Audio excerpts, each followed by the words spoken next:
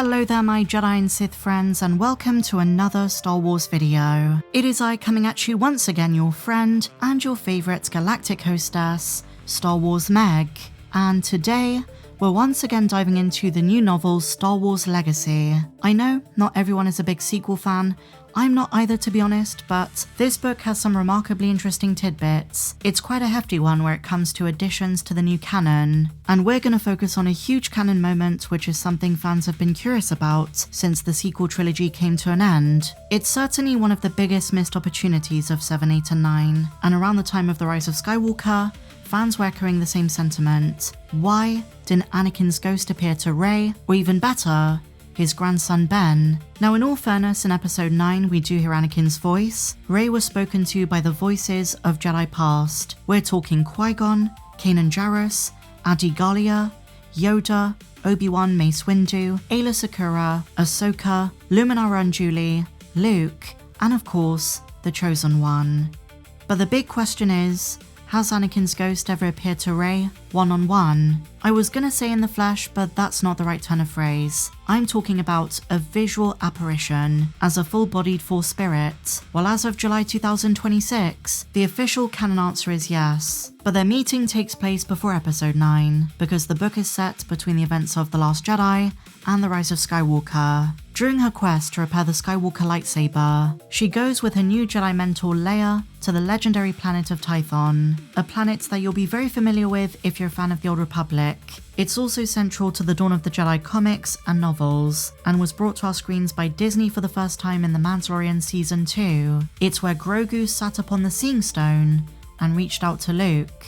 It's an iconic location, and the task of repairing the lightsaber becomes a bit overwhelming, and in her frustration, Rey wanders off into the freezing snowy hills. And just as an aside before we dive into the Anakin stuff, a question I was asked after my last video where I brought up Tython is what are the main differences with the planet in canon versus legends, especially where it concerns different terrains and ecosystems. While there are some similarities, there are also some major differences. In both continuities, it's an ancient Force-rich world tied to the origins of the Jedi. In Legends, it's quite literally the birthplace of both the Jedi Order, which then became the Jedi Order. In canon, the Jedi originate on Ahch-To, so Tython is still significant because it was one of the first Jedi temples, but it wasn't the birthplace of the Jedi, so as a location it holds a greater weight in the EU. But in terms of its environmental biomes, in modern canon since the Disney acquisition, our sources to decipher a full picture of the planet are rather limited.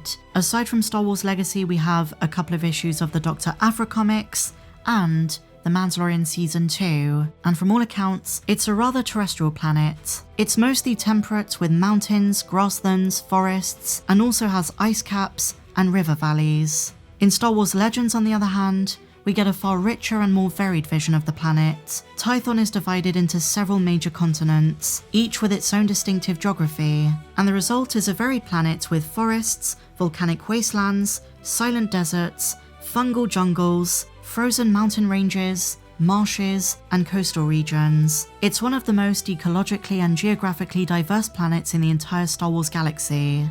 But returning to the book, Rey wanders off into the snow, and in a moment where she feels cold and disoriented, she throws the splintered kyber crystal into the grass, and then all of a sudden, a mysterious figure appears before her, and the novel says, quote, "There was something familiar about this man, as if she'd been in his presence before. Not someone she'd bumped into, not exactly. The robes reminded her of Luke's, but they were different, in warmer tones of brown and tan. Though young and handsome, he struck her as ageless, and, through his right eyebrow, a distinctive scar. The man approached Rey and commented that she has a strong arm. This was in reference to how far she could throw the kyber crystal." Now initially, as readers were thinking, is this Anakin?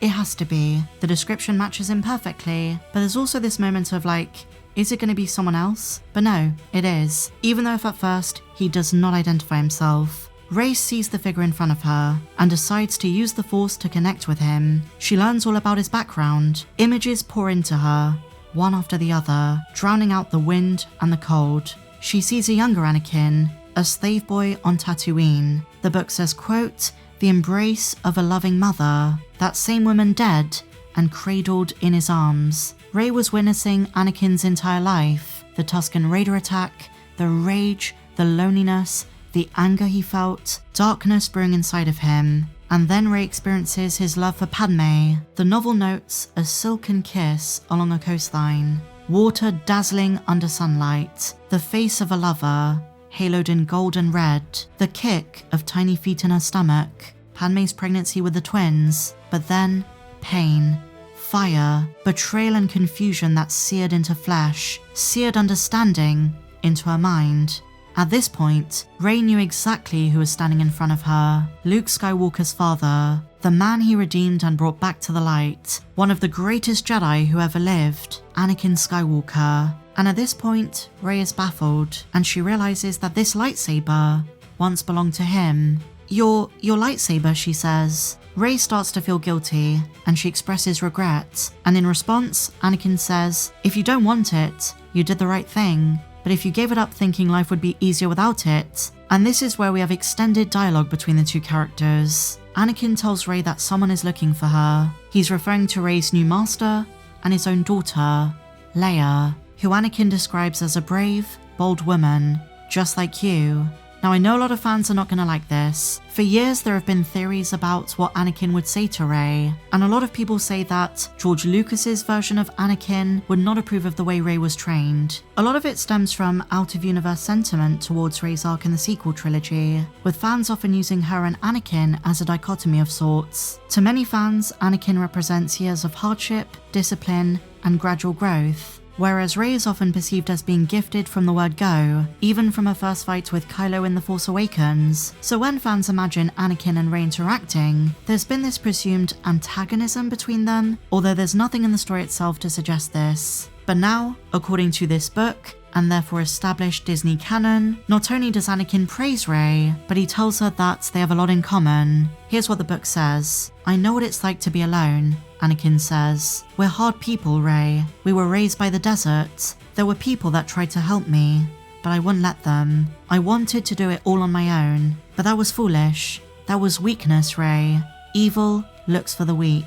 And then he tells her, the Force moves differently through all of us. I fought to tame it all my life. And in death, I finally found the serenity that I couldn't in life. And then before disappearing, he reveals his reason for being there, to encourage Rey to carry on her quest. This is a pretty huge canon moment. Whether you like it or you don't, it's a meeting of the main character of the entire saga and the main character of the sequel trilogy. And it kind of reframes the rise of Skywalker. At the start of the film, Rey was trying to establish a connection with Force spirits. It's why she kept saying, be with me. But now we know that ahead of those events, she'd already met Anakin, and that means when she faces Palpatine, she must have recognized his voice.